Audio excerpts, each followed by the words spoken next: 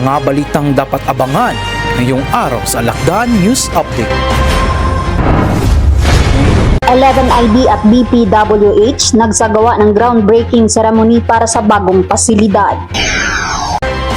Kapayapaan, kultura at pagkakaisa tampok sa 3rd Quarterly Socials ng Alakdan Division. Sa Jahitra Battalion, pinangunahan ang clean-up drive activity sa Barangay Niangkaan, Umar Sulu. Ang lahat ng yan dito lamang sa Alakdan News Update. Nagsagawa ng isang joint groundbreaking ceremony ang 11th Infantry Alakdan Division at Department of Public Works and Highways or DPWH Region 9 para sa pagtatayo ng iglo at barracks or dormitoryo sa headquarters ng division sa Barangay Busbos, Sulu-Sulu noong ika-27 ng Setyembre ngayong taon. Narito ang report.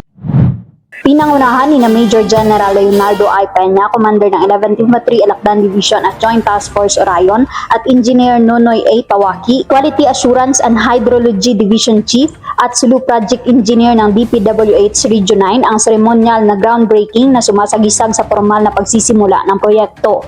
Sa kanyang talumpati, tiniyak ni Engineer Pawaki ang buong suporta ng DPWH sa kapakanan ng mga sundalo sa pamamagitan ng maayos at dekalidad na infrastruktura. Right now, we remain strong and proud, for we are DPWH, the builders of dreams. Ipinahayag naman ni Major General Peña ang kanyang pasasalamat sa DPWH. Very energetic despite na closing to her retirement. Ma'am Engineer Nonoy Pawaki, thank you po for coming and thank you for fulfilling itong project na to po na medyo sana hindi po kayo nakulitan sa akin, no? Kasi talaga po kailangan po namin ang mga proyektong ito para po sa kapakanan ng ating mga kasandaluhan at ng ating logistics hub. Kaya panay po ang follow-up namin.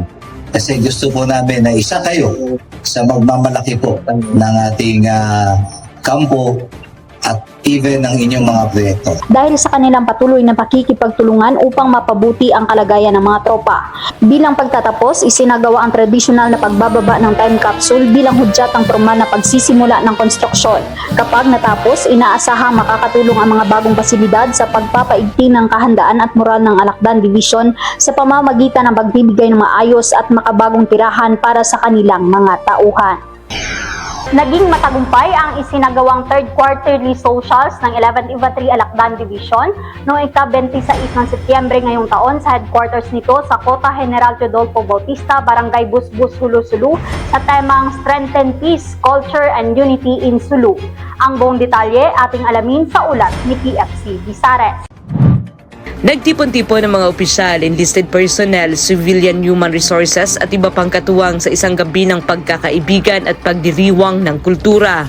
Ipinakita sa programa ang makukulay na pagtatanghal na nagtatampok sa mayayamang pamana ng kulturang Tausug na sumisimbolo sa matibay na ugnayan ng mga sundalo at mga pamayanang kanilang pinaglilingkuran.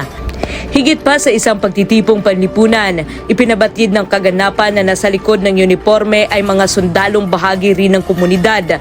Hindi lamang nagtatanggol ng kapayapaan, kundi tagapagtaguyod din ng pagkakaibigan at pagmamalaki sa kultura. Sa kanyang mensahe, binigyang diin din ni Major General Leonardo I. Peña, Commander ng 11th Infantry Alakdan Division at Joint Task Force Orion, ang kahalagahan ng pagkakaisa at iisang layunin. Pinagtibay din ng nasabing pagtitipon ang kahalagahan ng pagtitiwala at mas matibay na ugnayan sa pagitan ng militar at sibilyang sektor. Ito ay nagpapaalala ng kanilang katuwang na tungkulin sa pagpapanatili ng kapayapaan, pagpapayabong ng kultura at pagsulong ng kaunlaran sa buong lalawigan ng Sulu. Mula sa 11th Infantry Alakdan Division, ako ang inyong Alakdan Trooper PFC Bisares para sa Alakdan News Update. Pinangunahan ang 101st Infantry sa Jahitra Battalion sa pamamagitan ng Bravo Batala Company ang isang clean-up drive activity sa Barangay Niangkaan, Umar Sulu bilang bahagi ng kanilang Civil Military Operations or CMO program. Ang ulat ating alamin mula kay PFC Uyaw. Isinagawa ang aktibidad sa pakikipag-ugnayan sa mga opisyal ng barangay. Nakiisa rin ang Barangay Local Government Unit, sangguniang kabataan, mga benepisyaryo ng 4Ps at mga residente ng nasabing barangay. Layunin ng inisyatibo na itaguyod ang kalinisan, palakasin ang ugnayan ng militar at mamamayan at hikayatin ang komunidad na makilahok sa pagpapanatili ng isang ligtas at malusog na kapaligiran. At yan ang balita at kaganapan sa linggong ito. Ako si PFC Salario para sa Alakdan News Update. Magandang araw at magsukul. Para sa karagdagang balita, maaari niyo po kaming sundan sa aming official Facebook page. Sundan niyo din kami sa aming YouTube channel.